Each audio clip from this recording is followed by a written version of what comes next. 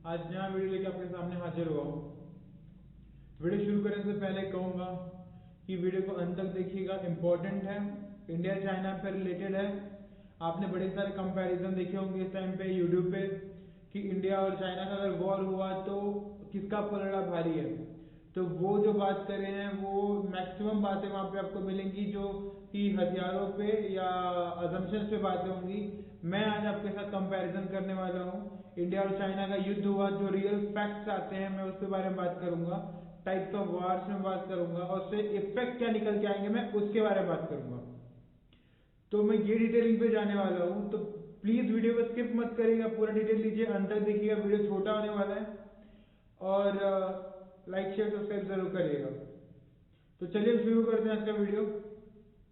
कि जैसा सिचुएशन हमारा चल रहा है LAC पे, जैसा कंडीशन चल रहा है, तो लग रहा है कि वॉर होगा और ये पॉसिबिलिटी वॉर इंडिया से चाइना के होने की बढ़ती चली जा रही है, डे बाय डे ये इंक्रीज हो रही है। तो अब ये जो वॉर होगी, अभी आज करंटली आज की न्यूज है कि इंडिया ने चाइना को फिर पीछे छोड़ा, 6 और टॉप हिल्स अपने कब्जे में की। टॉप चोटियां जो पहले 30 की थी, आज 6 और की है अपने कब्जे में। तो ये इंडिया डोमिनेट चाइना को डे बाय डे करता जा रहा है और ये चाइना को कुछ और नहीं सिर्फ झुंझलाहट ला रहा है। चाइना कैसे भी चाहता है कि इंडिया को पीछे करो और वो आ गया, क्योंकि लास्ट बार जैसे कि पहले वीडियो में आपसे डिस्कस कर लिया था, बताया था अपने आपको कि लास्ट क्या होता था पहले, इसके पहले 62 में जब युद्ध हुआ था तो मैक्सिमम टॉप हिल्स जो थे वो अभी जो इंडिया के पास है तब सारे चाइनीज आर्मी के पास थे, PLA के पास थे, पीपल्स लिबरेशन आर्मी, चाइना की आर्मी को कहा जाता है क्योंकि कम्युनिस्ट पार्टी से रिलेट करती है वो। अब वो सारी इंडिया ने कवर करके रखा है। फिर अभी कुछ दिन पहले जो जून में हुआ था भारत और चाइनीज आर्मी के बीच में जो टेंशन क्रिएट हुई थी ट्रुप के बीच में, उसमें क्या रिजल्ट निकला था, वो सारी चीजें। तो ये सारी चीजें हैं। उसके बाद मैं आप पे ये फोकस करना चाहता हूँ कि मैं इस मुद्दे पे आता हूँ। तो पहले मैं बताना चाहूंगा कि टाइप्स ऑफ वॉर, लड़ाई कितने तरीके की हो सकती है या कितने तरीके की रियल वॉर होती है। तो जहां तक मेरी समझ कहती है, जहां तक मैंने पढ़ा समझा है, तो लड़ाइयां 3 तरीके की होती हैं। एक शॉर्ट टर्म वॉर, एक मीडियम टर्म वॉर और एक लॉन्ग टर्म वॉर। अब आप कहेंगे कि short term, medium term, long term, इसको आपने डिफाइन कैसे किया। तो युद्ध लड़ाई जो हो रही है वो कितने पीरियड के लिए हो रही है, ये 3 चीजों में डिवाइड करेगी, 3 स्टेजेस में डिवाइड करेगी। अब ये कैसे डिसाइड होगा, जैसे अगर आपका युद्ध हो रहा है, लड़ाई हो रही है, दोनों सेनाएं आमने सामने लड़ रही हैं, तो 1 से 2 महीने या 3 महीने पकड़ लो आप, 1 से 2 या 3 महीने तक जो युद्ध होगा उसको हम बोलेंगे शॉर्ट टर्म युद्ध, शॉर्ट टर्म वॉर। अब अगर 1 से 2 या 3 महीने के ऊपर वाला जो कंडीशन जाएगा, जब उसके हम आगे जाने लगेंगे तब क्या होगा, तब हम उसे क्या बोलने वाले हैं, तब उसको हम बोलने वाले हैं कि वो होगा आपका मीडियम टर्म वॉर, जहां 6 महीने से लेकर 1 साल तक युद्ध चलता है। जहां 2 कंट्रीज या 2 से ज्यादा कंट्रीज 6 महीने से लेकर 1 साल तक की युद्ध में उनका आमना सामना होता है, तो वो कंडीशन को हम क्या बोलते हैं, मीडियम टर्म वॉर बोलते हैं उसको। अब उससे हाई हम जाते हैं जब 6 महीने और 1 साल कंडीशन के बाद भी अगर युद्ध चलता रहता है, 1 साल के ऊपर युद्ध चलता है, तो 1 साल एंड उसके अबव, 1 साल और उसके अबव जो युद्ध चलता रहेगा तो उसको हम बोलेंगे लॉन्ग टर्म वॉर, उसको हम बोलेंगे लॉन्ग टर्म वॉर। अब ये 3 चीजें हमने समझी। अब इसको थोड़ा सा और खुल के समझाता हूं मैं आपको, और ये पूरी बारीकियां मैं आपको समझाऊंगा। उम्मीद है आपको वीडियो कंप्लीट समझ में आएगा। अगर आपने ये चार्ट समझा तो आप किसी से इस टॉपिक में बात कर सकते हैं कि हाँ हमारी कहाँ वीकनेस है और कहाँ पे हम एकदम प्रोग्रेसिव है। तो वीडियो को अंत तक देखिएगा, स्किप मत करिएगा। Short term war, short term war अगर हम लड़ते हैं, इससे हमारा चाइना से युद्ध जो हो रहा है वो 1 से लेकर 2 या 3 महीने तक में सिमट जाता है। तो शॉर्ट टर्म वॉर 2 टाइप में डिवाइड हो जाती है। कैसे, उसमें डिपेंड किस पे करती है, मिलिट्री स्ट्रेंथ पे और आर्म सुपीरियरिटी पे। मिलिट्री स्ट्रेंथ और आर्म सुपीरियरिटी पे वो डिपेंड करती है। मिलिट्री स्ट्रेंथ क्या होती है, जहां की आर्मी में पहले आर्मी में उनकी कितनी बड़ी आर्मी है, कितनी बड़ी उनकी सेना है, ये डिपेंड करता है। तो दिखाया ये जाता है, भ्रम ये पैदा किया जाता है चाइना के पास सबसे बड़ी आर्मी है, लेकिन वो मिथ है। उसमें 8 लाख आर्मी ऐसी है, सोल्जर्स ऐसे हैं जिनको रिपीटेडली हर 2 साल बाद चेंज होना पड़ता है। वहां पे कंपलसरी होता है हर घर से एक बंदा आर्मी में जाएगा। तो अब अगर हर 2 साल में अगर आप चेंज हो रहे हो तो आपको वॉर का एक्सपीरियंस कहाँ हो रहा है, या आप हमेशा फ्रेशर्स ही रहते हो। तो 8 लाख तो वही हो जाते हैं, इनके पास 13-14 लाख का कुछ इनका अमाउंट बताते हैं ये। उसके बाद इसमें से एक बहुत बड़ा मेजोरिटी फिगर ये भी आता है कि इनके जो बच्चे हैं, जो इनमें लड़ने वाले लोग हैं, जो सिपाही हैं, इनके सिपाही, वो ऐसी फैमिली से आते हैं जहां नाना और दादा दोनों के घर से वो सिंगली होते हैं। क्योंकि चाइना में बहुत दिन से ये policy 1 man 1 child policy India वहां चाइना में चल रहा है। तो अब इससे क्या हुआ कि नाना दादा दोनों उधर से हमने एक ही बच्चा है। अब वो जो एक ही बच्चा है वो चॉकलेट वाला हो गया, उसका बहुत लाड प्यार हुआ, वो मतलब खा खेल एकदम मुल्ला हाली करके आया यहाँ पे। अब जब वो आया है तो वो लड़ेगा, डरेगा, भागेगा। और हमारे यहाँ 2-3 बच्चे से पीछे मानते ही नहीं है। जब तक 3-4 बच्चे ना हो जाए तो हम कहते ही नहीं बच्चे हमारे हैं। अब जब 3-4 बच्चे आपस में घर में ही लड़े बड़े हैं, कंपटीशन करके, कंपल्सन की वजह से नहीं, कंपटीशन फेस करके, फिजिकल मेंटल स्ट्रेंथ टॉर्चर ये सारी चीजें क्लियर करके जब ये पहुंचते वहां पे तो एकदम रेडी रहते हैं। वर्ल्ड की one of the most experience army में से हम होते हैं। इंडियन आर्मी आर्म्ड फोर्सेस को कहा जाता है। हमने लगभग हर 10 से 15 साल में एक बड़ी युद्ध लड़ी है, इंडियन आर्मी फोर्सेस ने बड़ी युद्ध लड़ी हुई है। और उसके बाद जो रेगुलर का रिटेलिएशन इंडिया में चल रहा है, खास करके जम्मू कश्मीर में, उसके बाद माओवादी, उग्रवादी और बहुत सारे वादी चलते हैं। तो इन लोग से जो हमारा टैकल होता है, तो इसका हमें एक्सपीरियंस है। चाइना को 69 के बाद जो वियतनाम से युद्ध हुआ था, उसके बाद चाइना को कोई युद्ध का एक्सपीरियंस नहीं है। तो उनके पास वो एक डिसएडवांटेज है। तो यहाँ पे हम मिलिट्री स्ट्रेंथ में हमसे मच वे बेटर जाते हैं, बहुत ऊपर जाते हैं उनसे, वो हमारे कंपटीशन में आते ही नहीं है। अब उसके बाद हमारे पास रिजर्व फोर्सेस में भी अगर आते हैं तो वो हमारे पास रिजर्व फोर्सेस जो हमारे हैं वो इनसे कई गुना ज्यादा। रिजर्व फोर्सेस क्या होता है आप पूछोगे तो सीआरपीएफ, आरपीएफ और ऐसी जो फोर्सेस होती है, सेंट्रल रिजर्व फोर्सेस होती हैं, फिर पैराट्रूपर्स कमांडो होती हैं, कमांड ट्रूपर्स होती हैं, ऐसी बहुत सारी छोटी छोटी ट्रूपर्स होती हैं। तो ये सारी को हम बोलते हैं कि वो हमारी सहायक सपोर्टिव टीम होती है। इन केस अगर जरूरत पड़ती है तो वो जाके वहां पर लड़ते हैं। उनके पास ऐसी सपोर्टिव टीम बहुत छोटी है, नैरो है। तो हमारे पास ये टीम बड़ी है, लगभग 18 से 20 लाख की रेंज में आती है। तो अगर हम पूरा मैचअप करते हैं तो हम लगभग 25 से 30 लाख की आर्मी की हमारी फौज हो जाती है। तो ये सारी चीजें, उसके बाद हम आते हैं आगे चले चलते हैं आर्म सुपीरियरिटी में।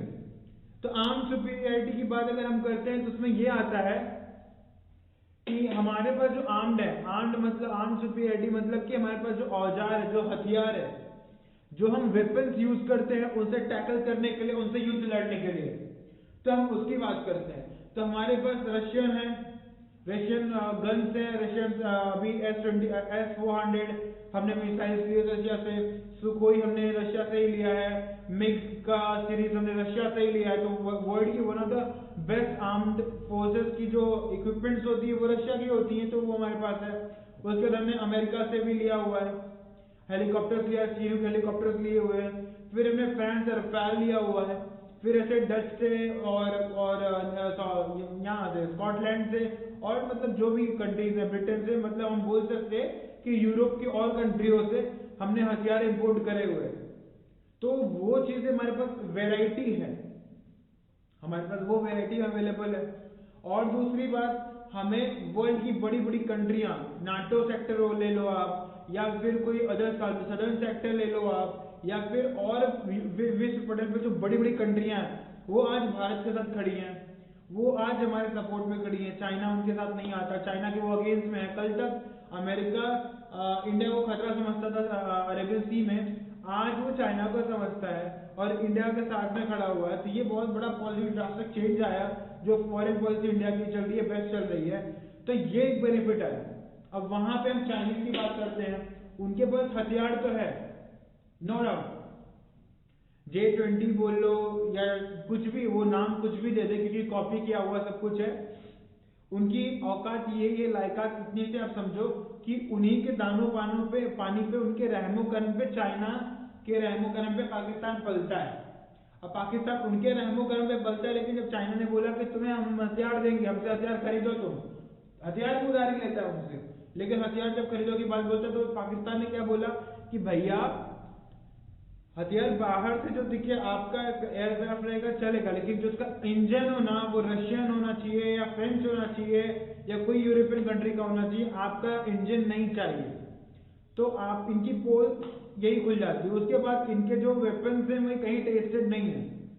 वही इंडिया ने बहुत बड़ी बड़ी कंट्रियों के साथ में युद्धाभ्यास किया हुआ है, चाहे फिर रशिया हो, अमेरिका हो, जापान हो, ब्रिटेन हो, ऑस्ट्रेलिया हो, फ्रांस हो, जर्मनी हो, नेम देम, सबके साथ किया हुआ है। लेकिन अगर आप आते हैं इनके साथ चाइना के साथ तो मुश्किल से उसने पाकिस्तान के साथ, अपने पिछलग्गू के साथ, और उसके बाद थोड़ा बहुत उसने रशिया के साथ भी किया हुआ है, और किसी के साथ मिलिट्री एक्सरसाइज में की नहीं हुई। तो वो जो मिलिट्री एक्सरसाइज का जो बेनिफिट मिलता है वो उनके पास है नहीं।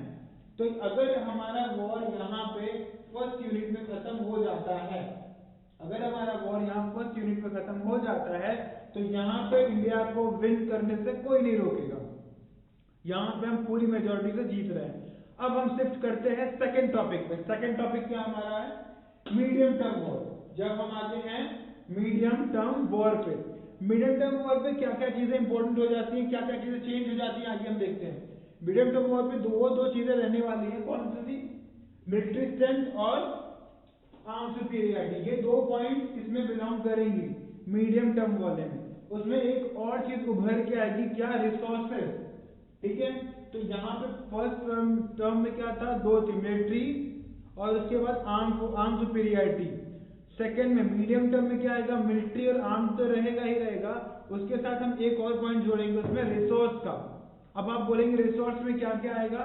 तो रिसोर्स में आएगा आपको political stability, economic strength, industrial basis, mass support of the people. अब हम धीरे धीरे बात करते हैं पॉलिटिकल स्टेबिलिटी।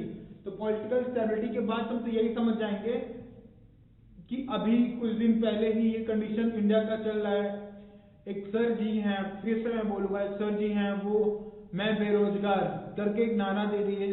अब उसके चक्कर में भारत के बहुत सारे बच्चे हैं, युवा हैं, जो भारत के प्रधानमंत्री को उल्टी सीधी बातें कह रहे हैं, उल्टा सीधा चीज कह रहे हैं, जो कि अनैतिक है। इस टाइम पे कम से कम इस टाइम पे ये चीजें तो नहीं कहनी चाहिए थी।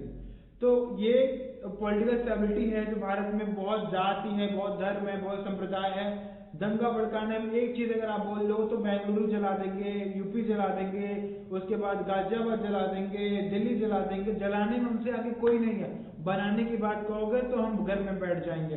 तो ये पॉलिटिकल स्टेबिलिटी की बात हो गई। दूसरी बात आती है, और वहां पे अगर चाइना में इंटरनल प्रॉब्लम बहुत सारे उनके भी हैं, ऐसा हम नहीं बोलते, लेकिन जो ऑन एंड कंपैरिजन चल रहा है, क्योंकि वहां की पब्लिक फिर भी शांत, उनके पास ज्यादा टॉपिक नहीं है। हमारे पास दंगा भड़काने के लिए 1500 से ज्यादा टॉपिक, जितना आप सोच सकते हो उससे ज्यादा लेके बैठे हैं। अगर आपको एग्जाम्पल लेना है तो अगर मैं ये वीडियो में एक वर्ड बोल दूं कुछ ऐसा, कल को वायरल हो जाएगा, 4 लोग यहाँ पे रेजर लेके आएंगे, मेरा बाल निकाल के मार पीट के वीडियो रिकॉर्डिंग करके और बोलेंगे साहेब ही खेलो, तो ऐसा हो जाता है। तो एक ये पॉलिटिकल स्टेबिलिटी हो जाता है। फिर उसके बाद आता है इंडस्ट्रियल बेस।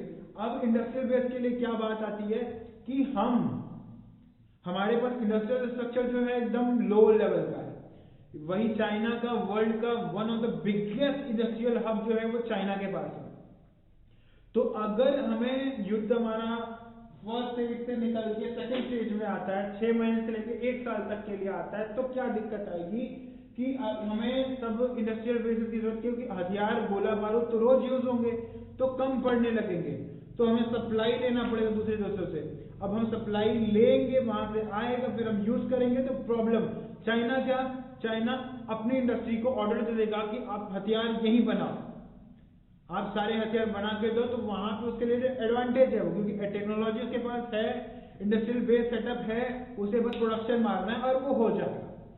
हथियारों के लिए हम दूसरे कंट्री पर डिपेंड करते हैं, चाइना खुद पर डिपेंड करता है, तो उसके लिए वो चीजें एक प्लस पॉइंट आती हैं। उसके बाद हम आते हैं इंडस्ट्रियल हो गया, मास सपोर्ट ऑफ द पीपल। हमारी मास पीपल मतलब कि बहुत ज्यादा मेजोरिटी इंडिया की, तो कब किसको कहाँ सपोर्ट कर दे इसका तो कोई भरोसा नहीं है। Indian politician, Indian leaders, Indian आम पीपल, आम जनता कब किसको सर आंखों में बिठा दे, कब किसको नीचे गिरा दे, इसका कुछ कहा नहीं जा सकता। तो ये अनस्टेबिलिटी इंडिया में ज्यादा है, ये आप भी जानते हैं। फिर आते हैं इकोनॉमिक स्ट्रेंथ में।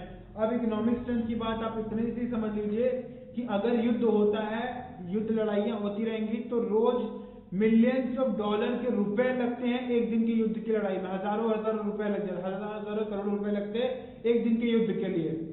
अब जितना युद्ध ये खिंचता चला जाएगा, आज कोरोना की वजह से इकोनॉमिक के ऊपर मैंने अभी एक वीडियो बनाया था, अगर आपने देखा होगा, इतनी क्लैश कर गई है कि हमारी गवर्नमेंट के पास सैलरी देने के भी बराबर से पैसे नहीं है। अब अगर ये युद्ध हुआ तो क्या हम सर्वाइवल कर पाएंगे? तो कंडीशन इतना वर्स्ट हो जाएगा उस टाइम पे, तब यही लोग जनता उस टाइम पे क्या करती है, अगर हम तैयार नहीं रहेंगे तो जनता ही विथड्रॉ कर देती है, तो गवर्नमेंट बाहर लड़े कि अंदर लड़े और वहां पे क्लैश हो जाता है और वो प्रॉब्लम क्रिएट हो जाती है। तो ये सारी सिनेरियो बनती आ रही हैं। तो फिर आपकी इकोनॉमिक स्ट्रेंथ की बात, चाइना वहां पे जितना हम सोचते हैं कि $5 ट्रिलियन की हमें अपनी इकोनॉमी बनानी है, चाइना उससे ज्यादा का ट्रेड कर डालता है, उससे कई गुना ज्यादा का चाइना ट्रेड कर डालता है। जितना हम सोचते हैं हमारा सपना है कि उतनी इकोनॉमी बनानी है। तो इकोनॉमिक कंडीशन की बात है तो चाइना वर्ल्ड में सेकंड नंबर पे आता है अमेरिका के बाद में इकोनॉमिक स्टेटस में। तो ये हो गई। अब अगर ये तीन चीजें, ये दो पॉइंट हमने देखा, अब हम आते हैं थर्ड के ऊपर। थर्ड पॉइंट क्या होगा, जब वॉर आपका 1 साल और उसके ऊपर चलेगा, यहाँ पे और यहाँ पे क्या होता है, ये कंडीशन हमने पहला वाला देखा। सेकंड में क्या आ जाता है कि कभी कभी वॉर चलती रहती है, नतीजा नहीं निकलने पाता तो स्टैंड स्टिल कंडीशन में आ जाते हैं, मतलब कि ना तुम जीते वॉर पे समझौता हो जाएगा, वहीं पे चीजें खत्म हो जाएंगी, वहीं पे लाइन ड्रॉ हो जाएगी। सेकंड कंडीशन में चांसेस इसके ज्यादा होते हैं कि मतलब युद्ध ना इनके पक्ष में जा रहा है ना इनके पक्ष में जा रहा है, बस खिंचता चला जा रहा है। दोनों कंट्री का रिसोर्सेज, दोनों कंट्री की चीजें सब दबावने लगती हैं, तो लोग फिर उसमें क्या जाते हैं, स्टैंडमेट कंडीशन में आते हैं। स्टैलमेट कंडीशन में आते हैं उसका मतलब ये कि यथास्थिति है, इसी पे समझौता करेंगे और एग्रीमेंट साइन होगा और युद्ध को वहीं पे रोक दिया जाएगा। तो ये पॉसिबिलिटी इसमें ज्यादा आती है। अब उसके बाद हम आते हैं लॉन्ग टर्म गोल, जहां जैसे ही अभी यहाँ हम जीत रहे थे फर्स्ट कंडीशन में, सेकंड कंडीशन में चांसेस 50-50 के आ रहे थे, यहाँ पे हम विनर थे, यहाँ पे चांसेस हमारे 50-50 हो रहे थे। अब जब वॉर हमारा लॉन्ग टर्म में खिंचता है तब क्या हो जाता है वो भी मैं आपको बता देता हूँ। देखिए ये मैं मिथ की बातें नहीं करूंगा कि ये हो जाएगा वो हो जाएगा, ऐसा वैसा कुछ नहीं। मैं आपके सामने, मैं अपने रिसर्चेस, जो मेरी नॉलेज है, जितनी मैंने स्टडी करी, वो क्लियर आपके सामने रखूंगा कि क्या है। अब लॉन्ग टर्म में क्या सबसे ज्यादा जरूरत किसकी पड़ती है, रिसोर्सेज की।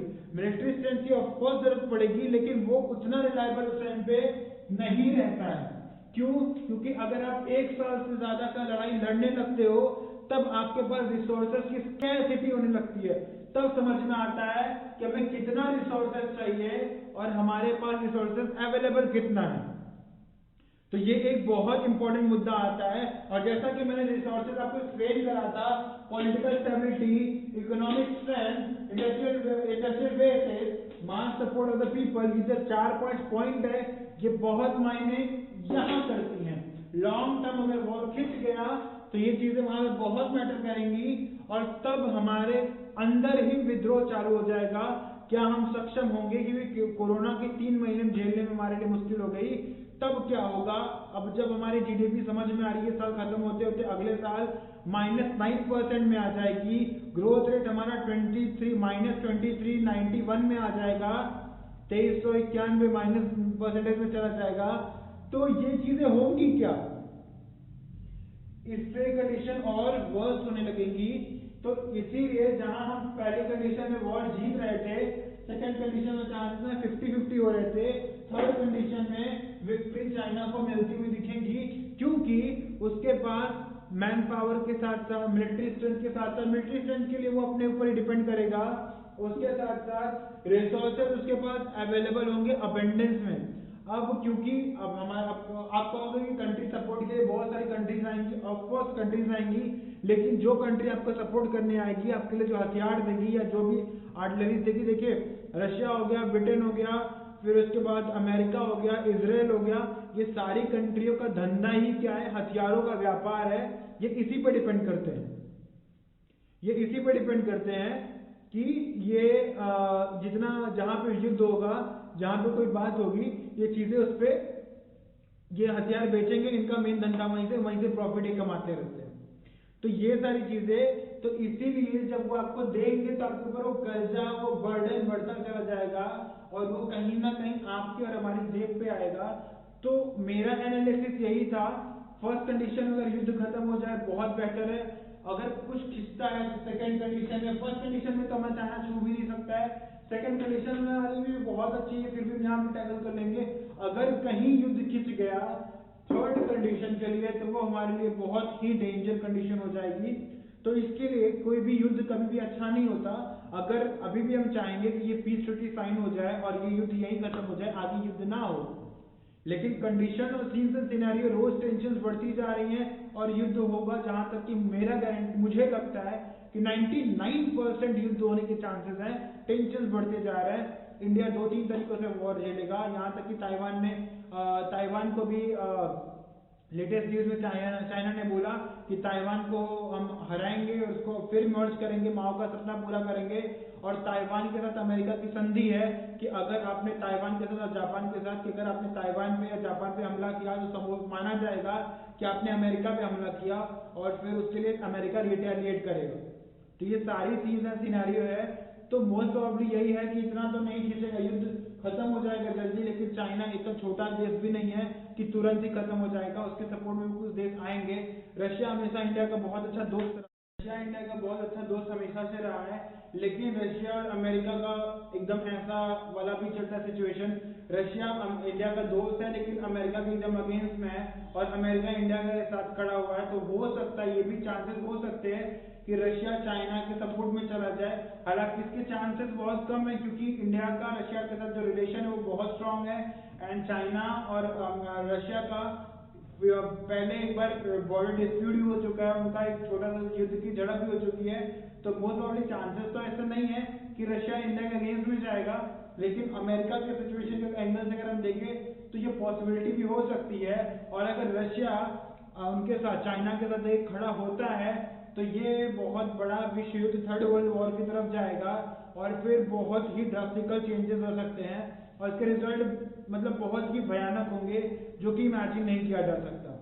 इसी के साथ मैं कहूंगा कि वीडियो को please like, share and subscribe जरूर करें। बहुत मेहनत, बहुत रिसर्च के साथ हम आपके साथ आते हैं। और देखिए, पहली बात तो मैं कुछ वीडियोस के साथ जो माइक के साथ आए वो थर्ड पार्टी ऐप यूज करना पड़ता है, लेकिन उसकी क्वालिटी अच्छी नहीं होती है।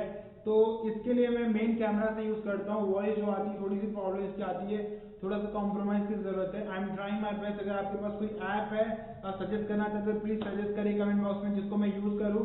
उसमें माइक सपोर्ट करिए, माइक फोन में सपोर्ट नहीं करता। तो आपका सपोर्ट, आपके विचार हमारे लिए बहुत इंपॉर्टेंट है। तो प्लीज लाइक, शेयर, सब्सक्राइब।